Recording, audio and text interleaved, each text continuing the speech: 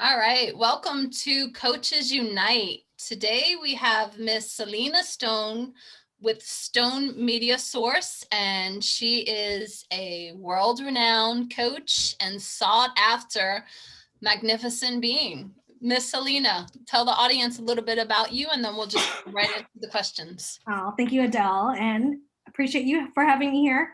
So I'm Souligna Stone. I am originally from Illinois. I was born in Laos, though, and I moved to Florida about 2.5 years ago because I was sick of all the snow. But I spent 22 years of my professional career in corporate America, doing corporate marketing, communications, everything from advertising, sales, promotions, copywriting, doing digital newsletters, putting together, specialized proposals for multiple industries, including the design, architectural engineering industry to manufacturing and healthcare. So about 4 years ago, I decided to step out on my own. I finally found the courage to pursue what I really wanted to do, which was to help serve more people on a more impactful level. Growing up with some cultural and social limiting beliefs, I was told, get a good job. I was the first in my family to graduate from college, and to get a good, I got married, I had baby, and after my dad passed away 15 years ago, I realized what came after the baby, right? And I remember the conversation with mom was, life just happens. And I was still struggling with a lot of these desires of wanting to have purpose, of wanting more in my life, of wanting to create more freedoms, especially financial independence. Because, in the Asian community, we work hard, right? We do the right thing, we work hard, you pay your bills. And that was one of my conversations and with my ex-husband was, my head's always in the clouds and we have bills to pay. Yeah. And that has been a burning desire in me. And I thought, this cannot be the only way. So what I've done was I've evolved my branding. Essentially, I started out as just helping, business owners with marketing, designing pretty websites, putting together pretty newsletters. So I was a contracted employee, really doing, graphic design work, building design websites, and helping them with their social media content and managing it. But I realized I can only count myself at a certain number of hours per day. And as a single mom, I only had 4 hours in the day to work, and then I was on mommy mode. So I couldn't bring on any more than 4 or 5 clients at a time. And I realized I'm working way too damn hard for really little pay. And so I took the best 2 advice that my business mentor gave me at the time was hire the right coach and hire the best CPA. And that's what I did. I invested in a coach, and I shared my story, at small group meetings. And what I didn't realize was I was a speaker. When I was in these corporate positions, leading management team and leading staff members, I was training and teaching and, hosting meetings. And I didn't realize that was a form of public speaking. Right. Fast forward, to 2 years ago, where I had the opportunity, I think that's where we met, Adele, was in Tampa. Yeah. In front of 1,200 people for the first time, I shared my devastating story about my dad committing suicide. And that was my first year really stepping out on my own and really trying to figure out, what the heck am I really doing? How am I serving people? And many of my clients that come to me is they're asking me for help with helping them with their branding and marketing. I need a website, I need a logo, I need this. But as I started getting into the processes, I realized there's more to branding than just your pretty colors and your labels. Absolutely. So all of the years I spent trying to understand, why did I get laid off? Why did I get positioned into different departments? Why am I being asked to do? It all made sense. God has, he leaves little clues. And we never understand the answer as to why, right? And I think 2020 for me, that was my year of learning to be obedient and just do it his way. So I finally surrendered and I listened to him, and I'm going to do it your way. And I connected the dots. Everything I learned in my career has led me to where I'm at right now. Is now my clients know me as, look, she's the process improvement manager. She's a process improvement expert. And I help accelerate people's brands by using tactics like marketing consulting or HR consulting in order for me to Right. have to do that. So that's kind of like where I'm at right now. So I help people with their businesses, and depending on where they are, whether they're startup or maybe they've been in business for several years and now they just want to grow and scale, whatever it looks like. I help these business owners basically. I'm the right hand person telling them how to do what they need to get done in a Right. more time effective manner. How do we optimize and leverage their money and their budget? And it's having the right processes and people in place. So That's extremely important. yeah. Now, I wanted to ask you a question like for the mommy entrepreneurs out there, because you mentioned you have a son. So I'm curious, and I'm sure a lot of the mommypreneurs are out there. They're curious, how do you kind of like manage your work and your child? Well, I'll tell you, when I was working my career and Carter, my son, he's now 9, and I was a stay-at-home mom for a couple of years. And then Yeah. when I went back out into the career, it was difficult. I mean, as moms, we're all busy, right? One of the best assets we have is we know how to multitask, we know how to meet deadlines, and we know what needs to get done. And we're super laser focused on, look, I don't have enough time to do all this other stuff. I just need to do this, this, and this. And many times as moms, we will always forget about ourselves. We give so much of ourselves that we forget sometimes to pour in our own self. So my first advice to those moms is, do not give up your day job. Have a plan B, which I learned the hard way. I basically I didn't have a plan B. I resigned and I just had to figure it out. It was basically, I'm going to sink or I'm going to have to tread water for a while. Right. So it wasn't half-assing it. I took the full plunge, and 3.5 years later, I will tell you, it was the most rewarding experience for me.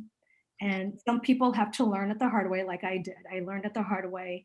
And so my job, girl, and and I think the best things about investing in a coach is, look, I'm learning from somebody who has done it. I'm learning from somebody who's created the wealth and the income they want. I'm learning from somebody who isn't working 60 hours a week in her business. Right. We all start our own businesses and companies so that we can enjoy this lifestyle of being able to serve more, make more money, and have the time we want to spend it with the people we care most about. Right.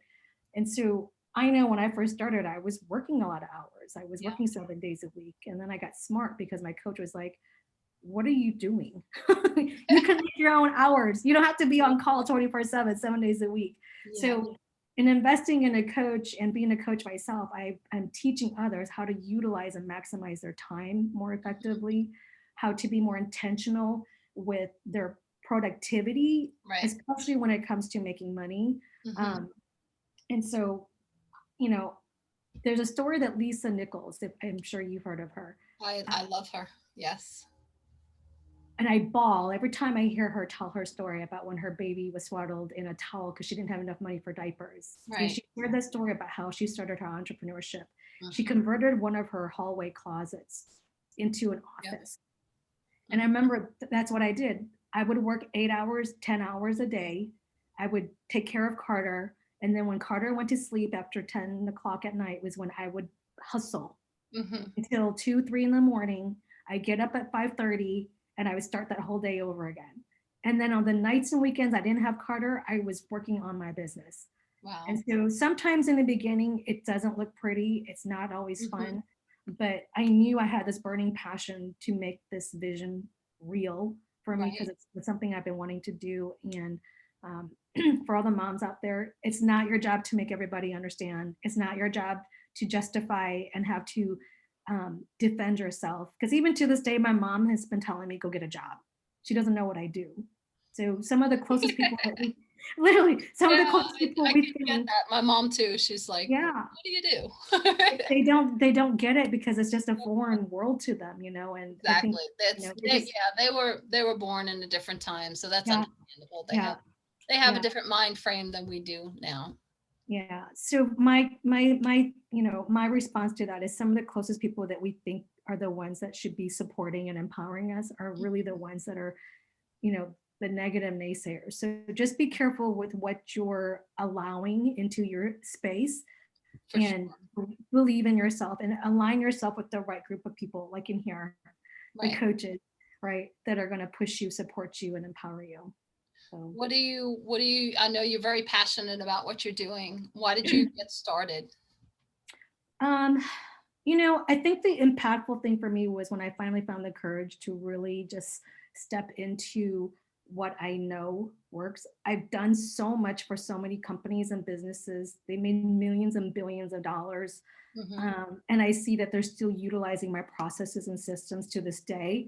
And Nice. so I think it's the certainty of what I know, and Mm-hmm. I know that it creates results. But the real why is when I finally found courage to talk about my struggle with depression and Mm-hmm. suicide. Yeah. That's been my bigger mission and cause is I remember those dark, lonely nights of crying in bed or at the end of a long day and night and then Mm-hmm. shower and I'm just crying Yeah. because I'm so tired, I'm frustrated, and I was scared. Mm-hmm. And all of these fears and the voices that, who do you think you are? You can't do this. You're going to fail. No one believes in you. You're not going to make enough money. You're going to lose your money. All that crap, right? And I remember thinking to myself, I never want another woman out there ever feeling like she's doing this all alone. Yeah. I'm doing this, and I remember saying this is, I wish someone had been there for me. Hmm. I wish I had someone to hold my hand and tell me it's going to be okay. I Yep. wish I had had someone tell me, Mm-hmm. don't give up.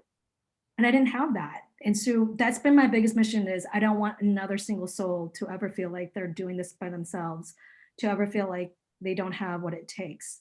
And so that's kind of like the reason why. And my other big why is because of my little guy, Carter, is, showing him what a strong mommy, can be and what is a happy mommy. Yeah. What does happy mommy look like? Exactly. And so really it's about just impacting more lives, helping people create, a life that they really want and deserve, and Right. doing it in joy and love. So through all that struggle, what would you say would be the biggest challenge that you had to overcome? Me, Yeah. myself. Wow. Yeah. The biggest challenge for me was really, and sometimes I have those days where it's believing in me, it's believing in myself and not listening to the the voices in my head, Mm-hmm. um, not allowing myself to get tired. That's been the biggest challenge is Mm-hmm. being my own worst enemy. Yeah. And one of the things I coach women is, I can say this for others, right? Is Mm-hmm. have some compassion for yourself, Yeah. shower yourself with the love that you would for others. And why is it so easy for us to be such critics? You know what I mean? We speak so harshly to ourselves. And I'm thinking, if anybody ever heard the stuff that I say to myself, you would be Mm-hmm. appalled. And over the time of learning from experience and how that's not serving me is how can I love myself more? How can I show myself more compassion, and how do I start forgiving myself, Mm-hmm. right? And when I started allowing love to come into and pour my own love, be my own source of love for myself, is when I started feeling more confident and more joy. Yeah. And your energy and your vibration is so transparent and authentic, and Mm-hmm. other people can see that, right? Absolutely. And so when I wasn't showing up at my best, it was affecting not only my son, but the people around me. And I realized it wasn't out there that's the problem, it was what was going on in here. And so one of the things I've learned from my coaches and mentors is, look, your outer world and what's happening in out there Yep. is a direct reflection of what's happening inside you. Yeah. So the biggest challenge for me on this journey, and I'm still doing the work, is really it's doing the inner work every day. Yeah. Yeah. That's amazing. Now, what would be, let's say somebody listening and they're trying to achieve their goals and they like at a roadblock and they're facing this obstacle wall. What's something you would say to them to kind of help them break through that Call wall? your coach. Hey, you know what? The coaches can take you on to the other side of that wall. They literally, I've had coaches take me to see things that I couldn't see Yes. that I have been in for so long. And it's so Yep. easy for a coach to see it from Yep. the outside. Yep. So this is what I call blind spots. Mm-hmm. We all are here to learn from each other, right? Absolutely. And I agree. some of the best teachers have been my own clients and students. Mm-hmm. And I remember thinking when I first, invested in my own first coach, it was he saw what I couldn't see, Yeah. right? That's the whole point of having a coach and a mentor is they're Mm-hmm. there to help guide you, to steer you, and to show you what's the most effective way, That's right? true. And then you get to choose. Mm-hmm. So in those moments of challenges, it was always I turned to the right person or Mm-hmm. people Yep. that was going to give me the clarity, give me the accountability, and not allow me to play small. Because we make our own excuses, we justify our excuses and reasons, right? And so having a coach, that's what you're paying them for is no, they're going to hold you accountable and they're going to sit there with a mirror shining it back at you saying, They look, sure will. right? So that's basically it is it's having the right people around you. You're the five most people you hang out with, right? Absolutely. I agree. And so I Totally. had to elevate my conversations. I had to elevate my mindset and I had to elevate the way I approached my business. And I Yes. wasn't going to do that with people who's never ran a business, Mhm. or Exactly. people who've never had a coach. And Right. so looking back, I think, I learned a lot. Mhm. And I always say I never wanted to be the smartest person in the room because we all have something to learn. Right. And so being a good teacher, being a good leader, and Mhm. being a good coach and mentor means I also have to be a student. Yep, So, for sure.